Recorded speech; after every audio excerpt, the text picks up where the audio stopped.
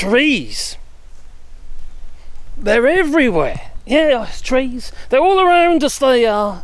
Well, they are when you're in the forest. And this happens to be Forêt de Bourbon, and it's south central. It's in the Limousin area of France, just on the edge of the national park. And it's lovely. It really is lovely. There's all walks and stuff like that around here.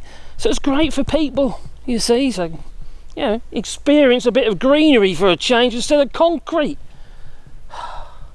Can't beat it. No, it's lovely. It's good for the mind, body and soul. It helps you, well, contemplate, think, maybe remain positive. It's a really good idea, you know. Well, unfortunately, some governments in some countries, in the United Kingdom especially, well, they're contemplating devaluing this greenery. Greenery! Yeah, trees. Devaluing trees in the United Kingdom. Okay, I'm in France. And we do have a lot of land. And we don't have a shortage of properties, you know, homes for people to live in. But I tell you, this is already a home. That is already a home. Right above my head is already a home. It's not just us. No. We cohabit this planet. And we have no right to take away the homes of other creatures. I know you think I'm an absolute lunatic, but no. I'm sorry. Other creatures, little beings and flies, get off. They live in here. Whether it be in the undergrowth or whether it be in the tree. It's their home too. What right have we got to stop chopping more flipping trees down? What we've already, oh God, we already chopped too many down. Got no right at all, if you ask me. I find it quite sad that we seem hell-bent on destroying what's around us. Doesn't make any sense. No sense whatsoever. Now, I've said this before, there is a balance. I do understand that it's a balance. You know, people need homes too. But it shouldn't be at the cost of their homes. No. Sound a bit of a tree hugger, don't I? You know? It's not about that though. It's really not. It's all about biodiversity. Because if we don't look after these green spaces, like you see here, or even my little Wally's friskiness, yeah, he can't help it. He's got a problem, I think. But anyway, if we don't look after these spaces, the biodiversity is, well, it's shot. And we've already damaged it. Not just damaged it, we're pretty much killing it off. Anyway, with pollution and what have you, buying stuff we don't need from China and places like that and stuff like that. We need to wake up, people. We really do. Because it's all a part of the cycle of life. We just happen to be at a certain part of the food chain. That we are. Because we've got opposable thumbs. And the ability to, well, conscious thought and all that. Be creative, to be able to design, to make, build. Humans are clever, you know, but they're also stupid. Because if we don't look after this, nothing else matters. It really doesn't. It doesn't matter at all.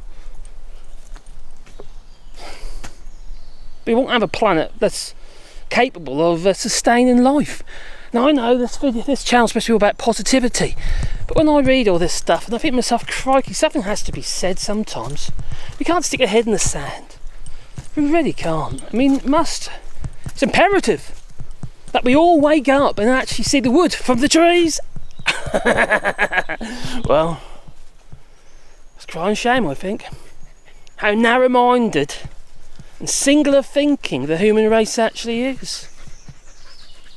This is more important than what's going on in the UK politically. It's more important than Brexit and stuff like that. Definitely.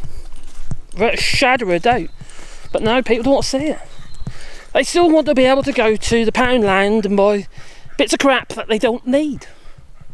That was probably made in China and places like that. People aren't even getting a proper wage for it. No. But no, we seem to be hell-bent. We still need it. It's all in our minds, you see, in our heads. I stand here saying all this stuff, and there I am, holding a device that holds my phone. I've got a phone. But I think it's all about making little differences.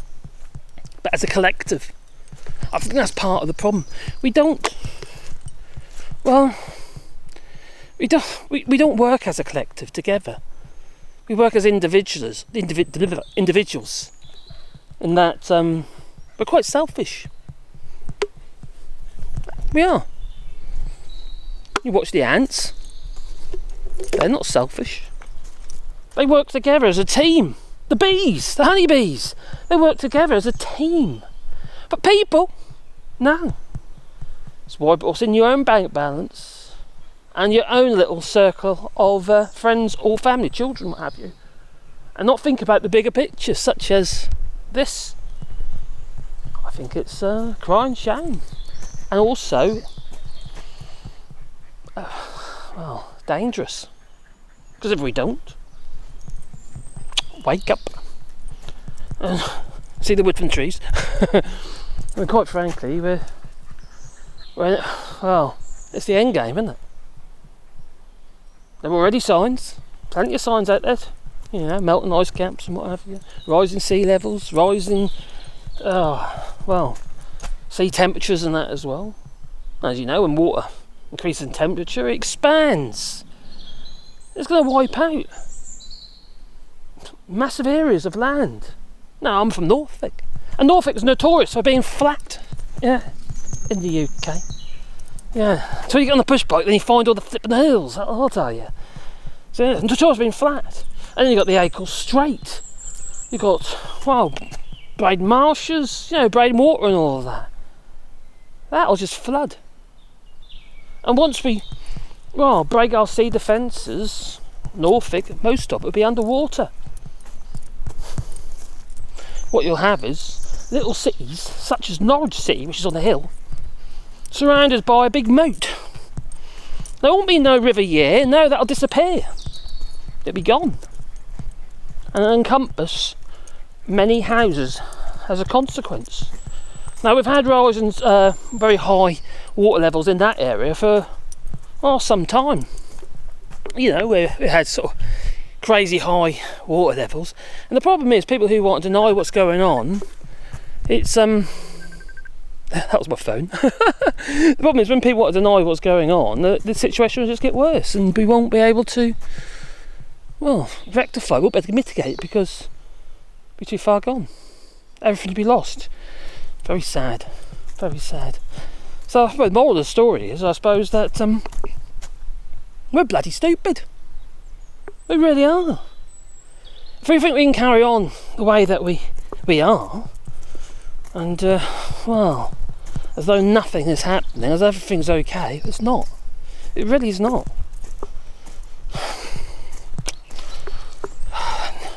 Make you wonder, doesn't it? You tell me. Leave it in the comments down below. Oh my God, it's depressing. This channel's supposed to be positive. Look at the doggies. Ain't they lovely? Oh dear. Why leave her alone? Oh God, he can't help himself. He really can't. Anyway, on that note, I think it's time to go. And that was my missus trying to call me, so I better give her a bell. Ta-ta. Don't forget, comment down below. And I do read your comments. Ta-ta.